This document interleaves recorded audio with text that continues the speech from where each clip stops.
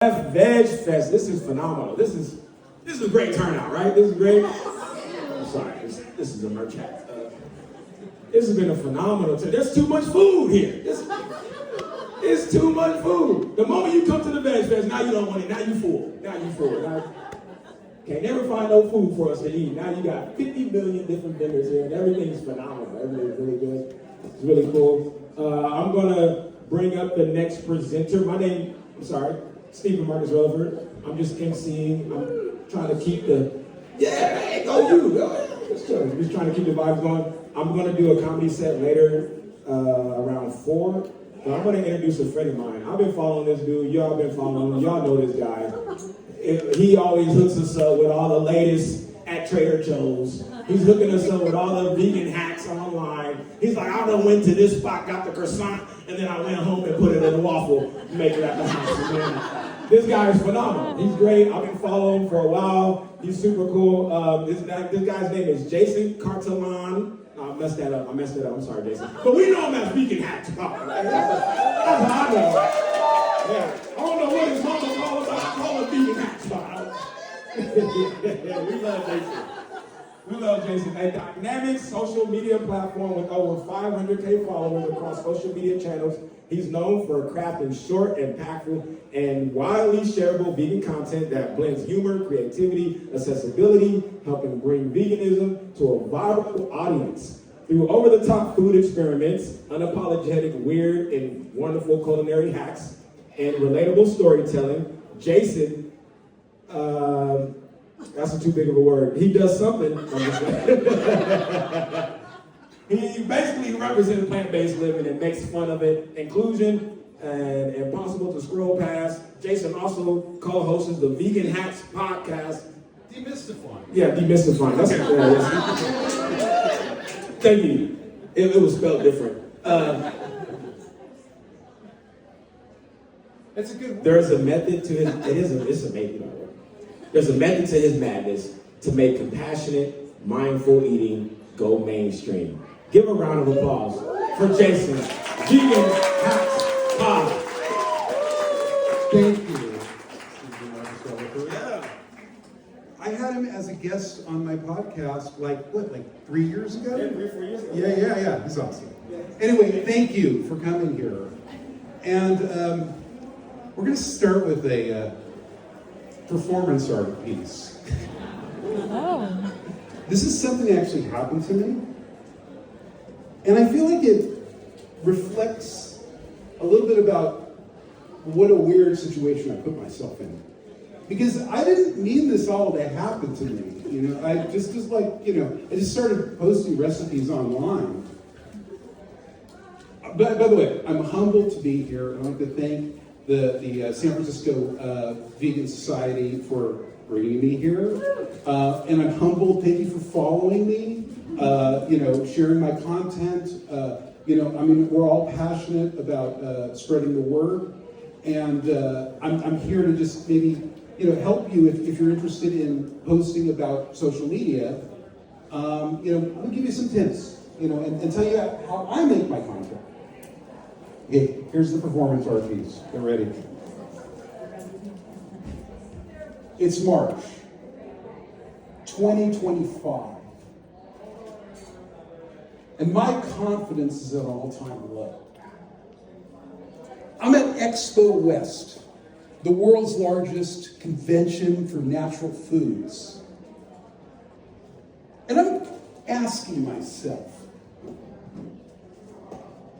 am I walking towards humiliation?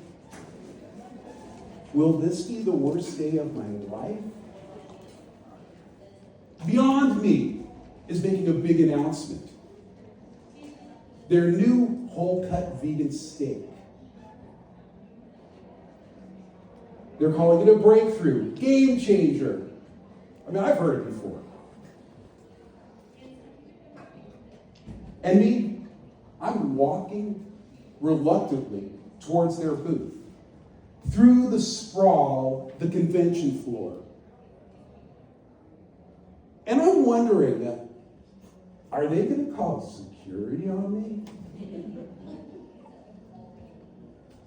Are they going to take away my press pass, throw me out the side door? Because I have a complicated relationship with Beyond Meat. It's not too late to turn back. And I have no idea what's going to happen. I've been critical of Beyond Meat in the past and what they've put out in the marketplace. Like that vegan beef jerky that was inedible. Or they keep on saying, we improved this, the vegan meat, and it tastes worse. And I've also talked about Beyond Meat and their business dealings. And how do you get over $1 billion in debt? I mean, somebody's got to say it. But right now, I'm walking to their party, their spotlight. I brushed past some, young influencers. We smile, we nod. We sort of do the same thing, but not really. I'm a middle-aged man who built a following on a dance app.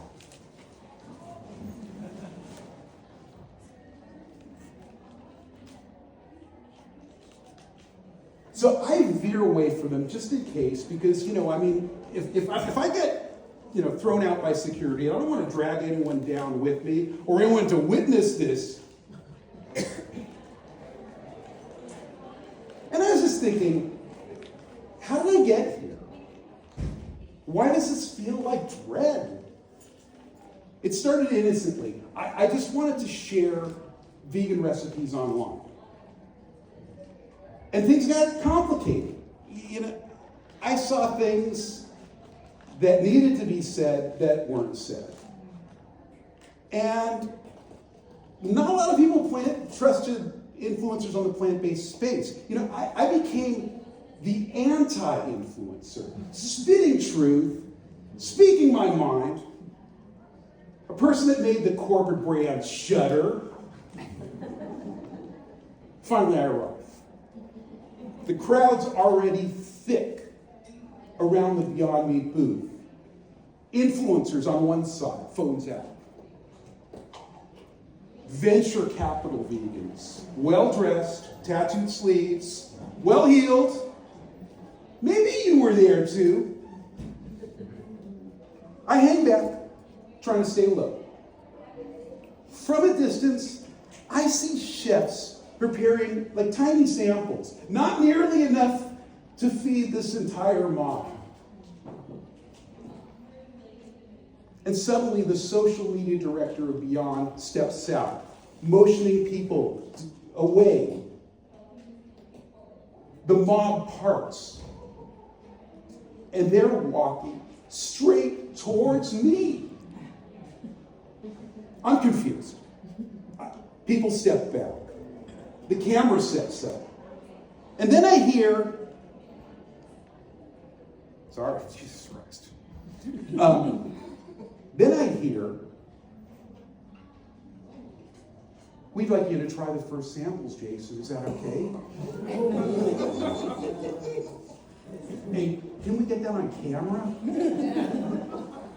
Honestly, I thought they were going to throw me out, not hand me a fork. I never played the game. I just started posting recipes online. And I probably said too much. But somehow, that's why I'm here at the World Vegan Fest. So anyway, that's the first one. I was I wrote that and I wanted to perform it, kind of. This is the more casual part of the. So basically, I'm going to talk about social media. My name is Jason. I come from a creative family. My father was a well-known character actor. You might have seen him in the original Planet of the Apes. He was Julius, Keeper of the Cages. Yes, this is the cigar smoking ape. My name is Jason Cartelli. My father's was Buck Cartalian. He smoked a cigar, he beat up Charlton Heston. And also he was in Cool Hand Luke and Outlaw Josie Wales and Friends and a bunch of different TV shows. But I've always been behind the camera. I've never been in front of the camera. It was not my objective to be a face or someone that people recognize, I don't know, whatever, C minus vegan celebrity type person or whatever. But during COVID, I was extremely bored. I had all these film projects from a filmmaker that were just like, they all stalled. And I've been vegan for 15 years, so I just started posting some simple recipes. Also, too, I chose TikTok because I felt like that was a platform where there was a lot of young people that didn't know like the basics. And I feel like us old crafty vegans, we know how to like cook some tofu. We know how to make things, and so I really wanted to keep things as simple as possible, and also try to get away from the packaged items. Because there was a time where people were always reaching for like a plastic bottle of Just Egg. I'm like, no, just make it yourself. It tastes better. It's cheaper, And so I felt like that was the impetus of me just sharing. And I thought, oh yeah, I'll share my recipe. Maybe 50 people learn like a cool recipe. But things kind of got out of hand with a recipe that was vegan deviled eggs. And I don't know, I mean, sometimes I bring it back a lot. It's a very simple recipe. You basically go to the market and you find like small potatoes that look like eggs. I think Yukon Gold potatoes are like the best. And you basically, you boil them, cut them in half, you scoop out the place where the yolk should be, and then you make a simple like mashed potato mix with like vegan sour cream, some vegan butter, maybe some turmeric for color, add some black salt to give it an eggy flavor. It was a simple recipe, but visually you make them look just like deviled eggs. You pipe the potato mixture in. And it was interesting because I remember posting that video and saying, oh, okay, go on to the next one. And then I realized that my phone was blowing. And I kept on getting notifications. And I would clear the notifications, and those notifications would pop back up. And I would clear the note, and I would clear it, and it would just keep on popping up. I'm like, what's wrong? Is there like a bug in the system? And that was like the first time I feel like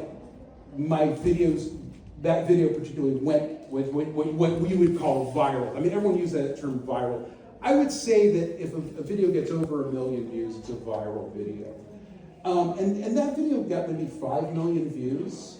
And honestly, most people, it was pure hate. They were all, people were like, you vegans are so delusional. Those aren't eggs. Eat a real egg. But also there were people that were excited about the recipe, and it was such a simple recipe. And then I noticed, with the notifications came followers, and then I looked. That one video gave me like 20,000 followers on TikTok, and I'm like, okay.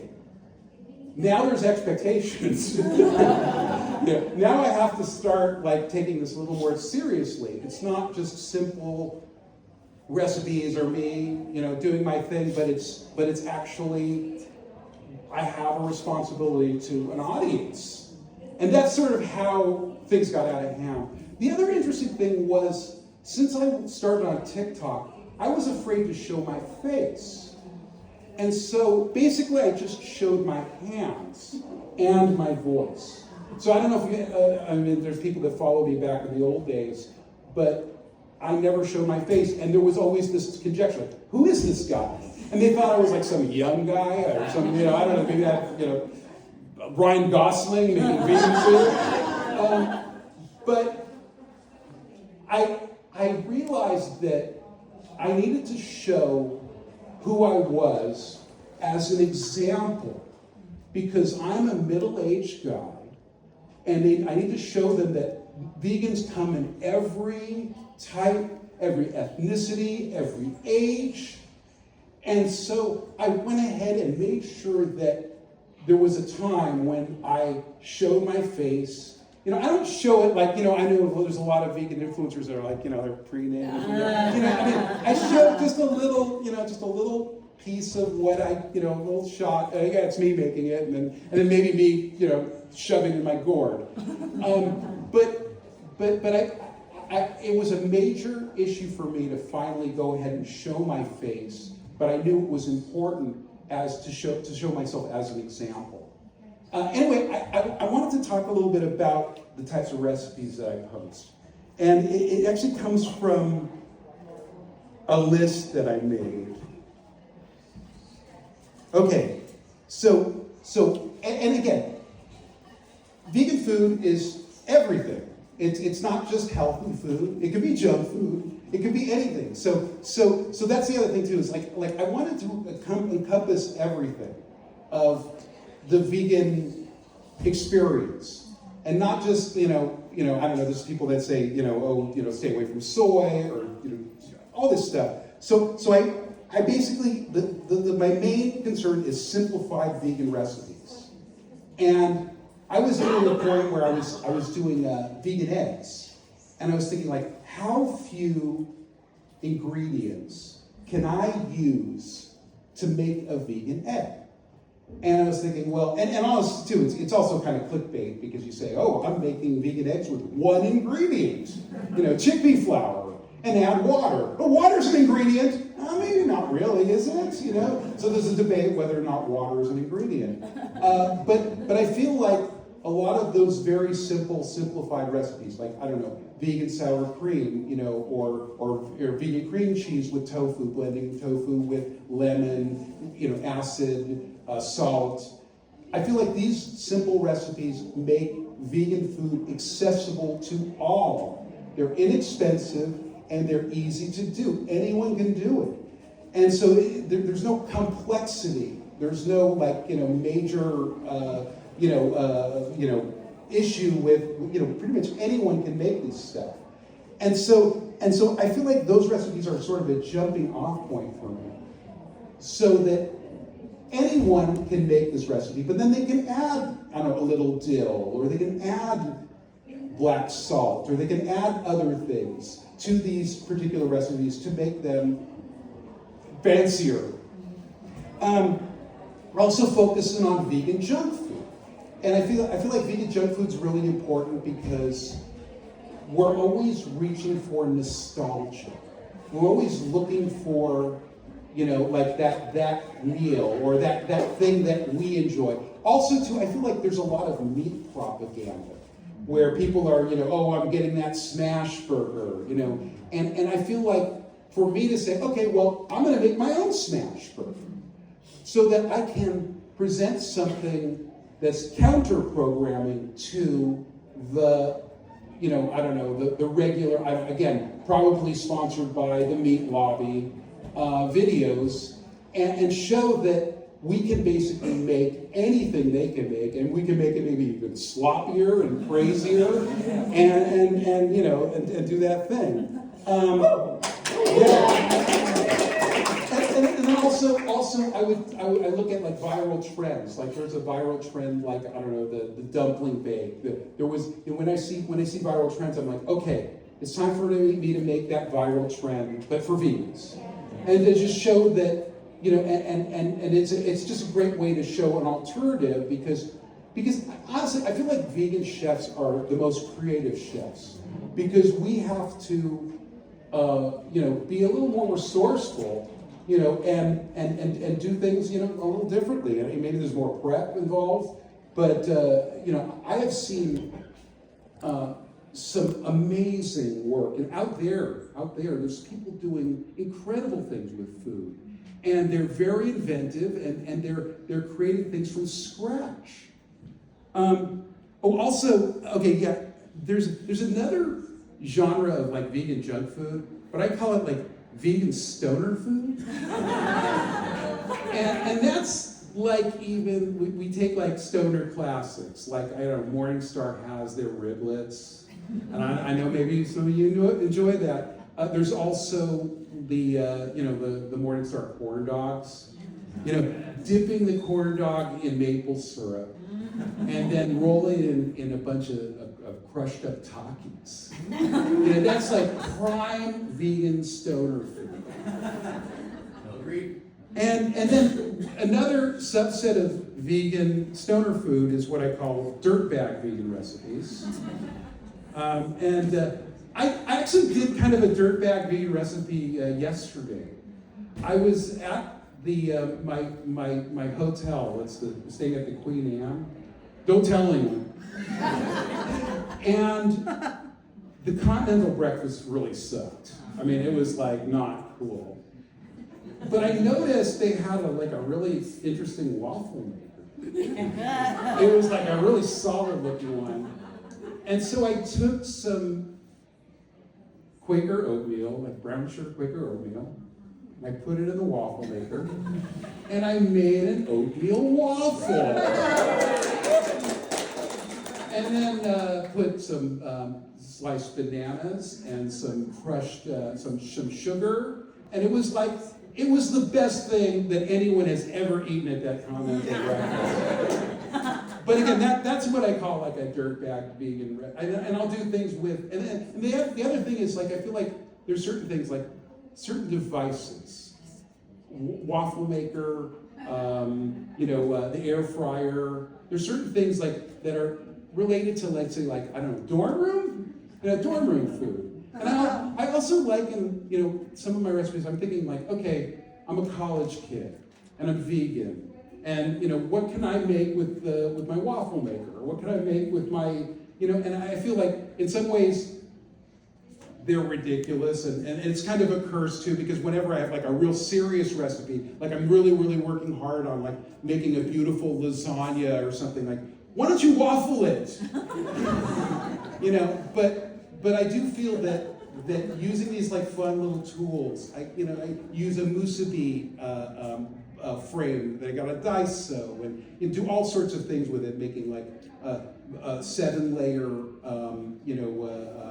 bean dip, and doing things like that. So I feel like those little tools are things that people have, they don't use, and it allows people to be creative and do interesting things in the kitchen. And again, I also want to back up.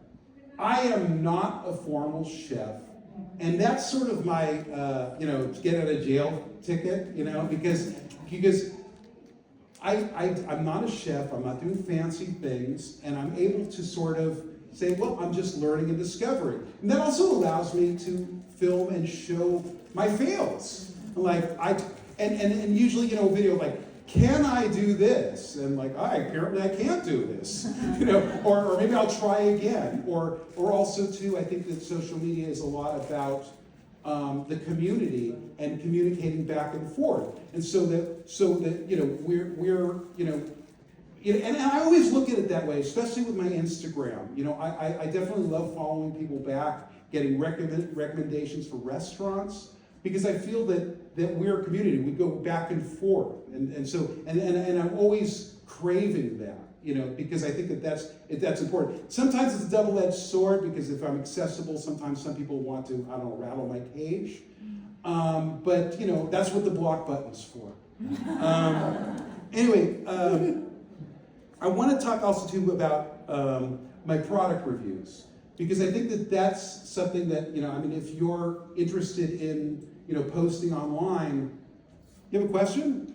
I just wanted to know, my name's Peter, if you're available in the beginning of this week for about 3 days, there's an event that we're putting together sort of under the table. We want to get vegan chefs and speakers like yourself. We're talking to Michael Fronte and Carlos Santana, the vegans.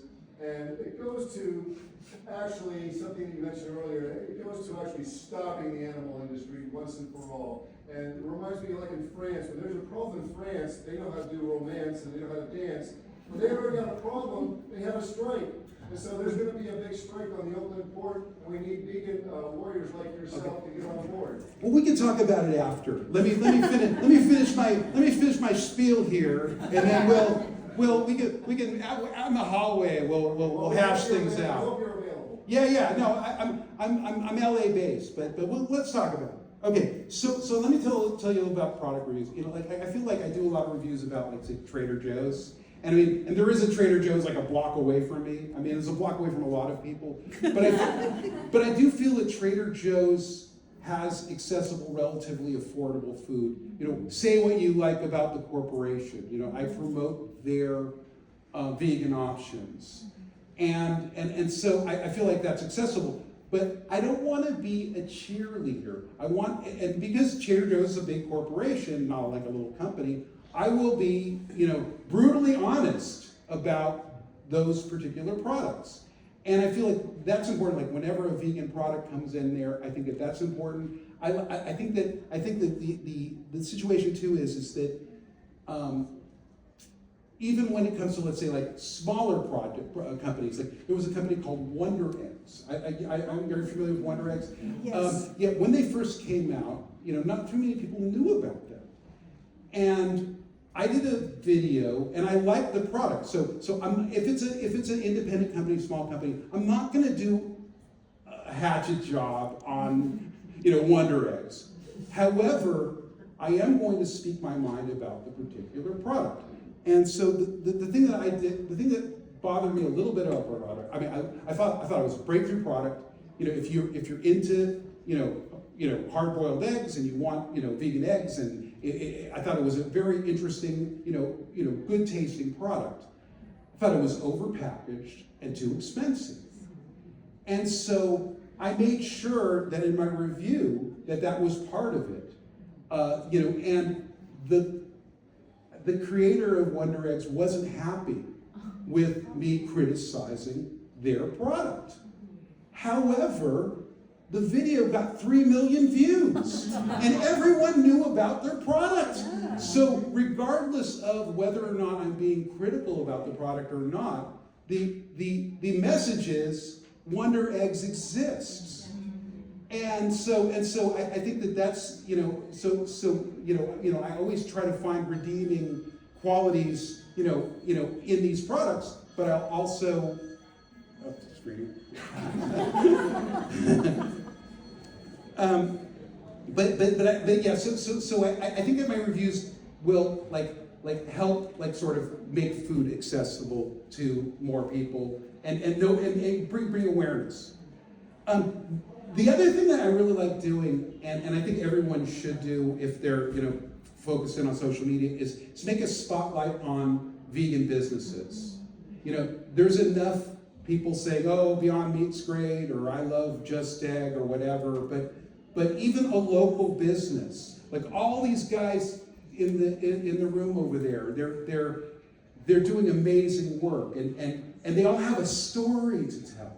And when I go to a small business, I'm not just taking the food and biting it, oh, it tastes great, it's delicious. You know, I'm trying to talk to the owner. I'm asking them why they decided to do this, and how they do it, and what their experiences are so far. You know, that's why when I make a video, you know, I feel like there's a lot of pressure on me, because I want to explore and show the experience I had. You know, and if I had a great experience, or if someone learned from their parents, you know, I want to make sure that the vibe that I got from this particular, you know, purveyor, product maker, pop-up restaurant, you know, that vibe is spread and pushed out there. Let me see. Oh, also, you know, I do videos that are, you know, where I just talk straight to the camera. I call those town square posts. And the reason I do that is I feel like it's important that the vegan consumer understands where their money is going. Okay, so for example, like, let's say, like a Bay Area, you know, legend, Hodo Foods, was recently purchased by Calbee, which is a shrimp chip company. And so I had to, I have to, and that's a trend, like when we buy Follow Your Heart cheese, the parent company is Dannon, a company that profits off animal agriculture. When we, I mean, recently there was this interview. It's so funny. This interview was very, very obscure. It was like, it only had 100 views on YouTube, but it was with the CEO of Impossible Meat, Peter McGinnis. And I saw this, and I watched, because I'm a total nerd about this, I watched the entire interview, and he was talking about how he was very interested in putting beef, cow meat, mixed with Impossible Meat.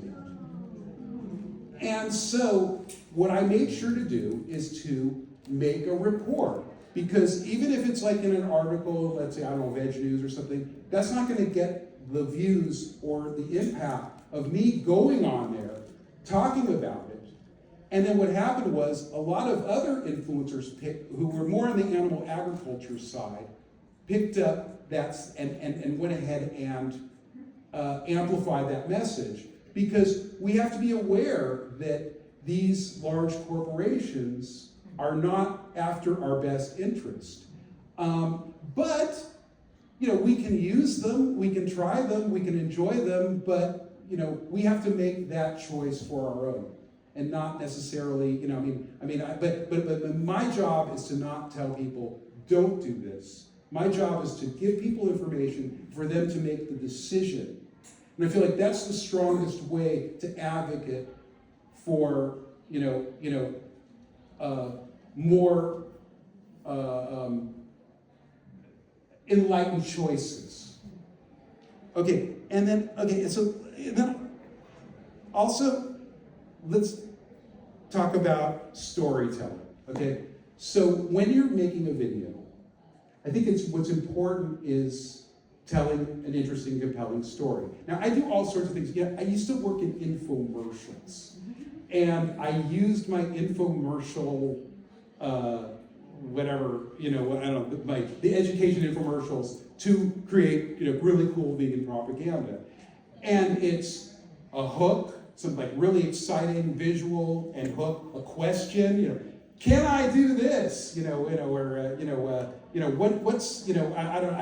I'm drawing a blank right now, but usually it's an exciting hook. Just see my videos. You'll see. Everything is exciting hook. There's an interesting visual component, and then I tell a story.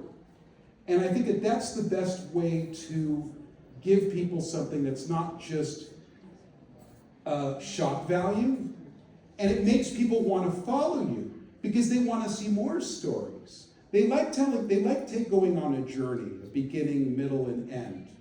And so when I create content, I try to tell a story. The first thing I do is I have an idea. The second thing I do is I shoot. And I shoot everything. And it's so funny, the camera eats first. That's like a curse. Everyone says, oh, it'd be great to hang out with you, and have vegan food. Maybe not, because I'm with my camera, like I'm looking at the sun, trying to shoot vegan food. But I get the video down, and then I write a script, okay? And I write the script so it's a complete script. And then I do a voiceover. And then I cut images to that. And so and then I post on all the platforms, and then you guys get to see it. That's sort of the steps that I generally do. Sometimes it's a little different, sometimes it's documentary, but most of the time, that's the comfortable workflow that I like to do. And it's something that's very effective, and it helps you, every step helps you create cool content. So anyway, let me go ahead, because we have like 15 minutes left. I'm going to open it up. Questions about what I do? Anything? Do you have any questions, comments, concerns? Okay, go ahead. Anita from Osaka says hello. Anita from, I was in Japan. Yes. So are you from Osaka? I Yeah. recently moved there. So. Oh, wow. Yeah, no, yeah, I did a collab in Japan, which is so wild. The other thing too is like it's so weird being a middle-aged guy, and then there's all these young people, and I'm like, hey, you know, I mean, it's almost like because I have a daughter that's teenage, so it's almost like it's just kind of a paternal thing, and it kind of works out well. But also I think that the fact that I'm different is my superpower. And you know, we don't have to be 20 years old, you know, and you know, going to college. I mean, that doesn't hurt, you know, whatever. I feel also too that I have a very young mind, and I'm open to all sorts of different people's, you know, beliefs and opinions, and I feel like that's what keeps me creating, you know, impactful content that appeals to a lot of different generations. Have you ever done anything with cactus? No, Paul, I haven't. Yeah. Well, first I wanted to say thank you so much for making your content. I think it's very relatable, I think, for a lot of vegans to be a little bit kooky, have a lot of art. I think you do a really great job of showing what it's like to be a vegan on social media in a very honest way, being skeptical of big corporations, having fun. I guess my question is, have you had a lot of success stories with people who say, hey, this actually looks like a really interesting idea, veganism, I want to get involved in this, or has it been mostly vegans related to your content? Yeah, you know, that's the thing.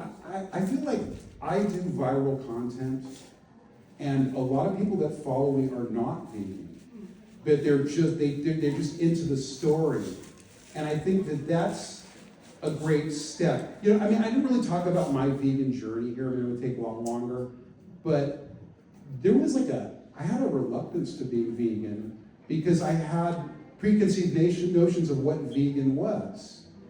And I feel like if you can create relatable content that's non-judgmental, it's a nice on-ramp to incorporate plant-based recipes into your diet, then go into veganism. So I know, you know, people have said that I've helped them go vegan, and I appreciate that. I know that everyone has their own journey. You know, I didn't go vegan until I was in my 40s. You know, I'm 59 now. I did flirt a lot with you know, vegetarianism, and I stopped eating meat when I was, you know, 19. But you know, cutting dairy, and then also that whatever.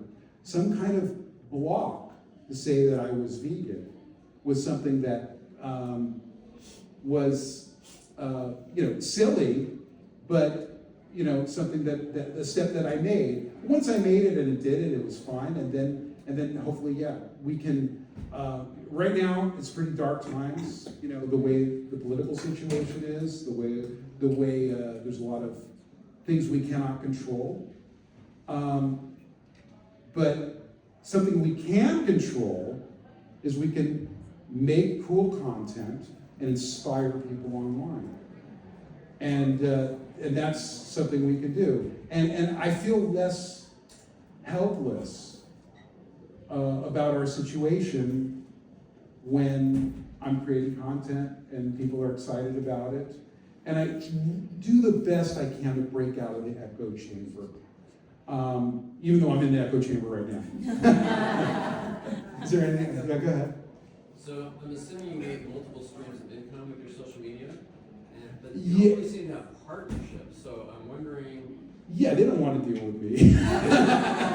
No, actually, I mean, I've done some partnerships. I had a partnership with Tabasco, and I've done some of that work. I have other businesses that don't rely on this. I mean, I make some. You know, I make some like TikTok pays me for my views, and then I think Facebook pays me for my views, but it's not. I mean, I'm in it for the long haul. I'm in it for the love of the game, and I think that's it shows in my content. I'll go after any, you know. I mean, most creators aren't going to go after Beyond Meat. I mean, ways you go after. I mean, some people get angry at me for going after Beyond Meat, talking. Why talk bad about a vegan company? I'm like, they're a for-profit company and they're on the stock market. I don't know. I mean, yes. Beyond Meat question. So you mentioned the Beyond Meat steak. I've seen it online and it's always sold out. Do you know where to get it? They have it at Next Level. I think Next Level Burger sells it. Not the steak tips, but the actual. The actual steak, I think I know it was available in Los Angeles. It was good. They knew it was good. That's why they fed it to me. They wouldn't feed me something that they knew was sus. Go ahead. Another Beyond question. Do you think the Beyond Meat CEO should bite another guy's nose? Should what? Bite another? Yeah, Yeah, he did. Yeah. No, that was the other. That wasn't the CEO. It was somebody else. My bad. No. Yeah, I mean, I'm sure that some of these CEOs are good people. I don't know. I have no idea. But the thing is that I feel that the corporations are not the answer. Okay, community's the answer. You know, I went to this restaurant in Pomona, California. It's called Bodeguitas. Okay, and I had no idea what I was walking into. It's run by Rosa, her sister, and her three daughters. The food's incredible there. But it was a vegan spot, but the whole community was there. It was a hub. And I'm like, we need this. We don't need to get our plastic burgers out of the container that we bought at Whole Foods. We need this community, people making delicious food from scratch, and the community coming out, and it's affordable and delicious. And so just I feel like we just need to recircle. Silicon Valley is not going to help us. They are not our friend. I'm sorry if we were. But they're not. I mean, they're just. It's a mission-driven company is not going to survive in a corporate environment. I mean, it's just yes. So what I'm curious about is 10 years ago, I think the vegan community was more like that, but now everything is about accessibility and easy to get to. How do we want to be advocates for veganism if it's not accessible to all people? Yeah, I walk a tightrope. I mean, obviously, I'm in I'm in the vegan echo chamber right now. I will, I don't know, Impossible has a new chicken nugget at Burger King. I'll go there and try it. I mean, I feel like some of these places, like I don't know, like the Panda Express Beyond Chicken, which I thought was good. Oh, it's great. Yeah. Rest in peace. That's sort of a dirtbag vegan thing. But that particular thing is something that I feel is something that universally is accessible. But be all end all, we need to focus on community, especially us leaders, us people that that move the needle. But yeah, no, I'll go to Panda Express. I'll do all of these things because I think that they're like important watershed moments for plant-based food. And obviously, I'm sure if you know familiar with my content, you've seen that I do that. Anyway, how much time do we have? Are we almost there, or is it over? Oh, it's almost over. And one last question. Yes, go ahead. I'm just curious, has Dash, the maker of Mini Waffle, ever reached out to you? Show appreciation? They're scared of vegans. So anyway, I appreciate all of you. If you, again, this is like weird for me, but I know that some of you might want to take pictures with me, like Mickey Mouse. I'll go out in the hallway and you can take pictures or whatever, or here or whatever. We'll get our pictures taken and then do our thing. But again, I appreciate all of you. Thanks for sticking with me. It's not a disaster. It's not a disaster. I didn't tell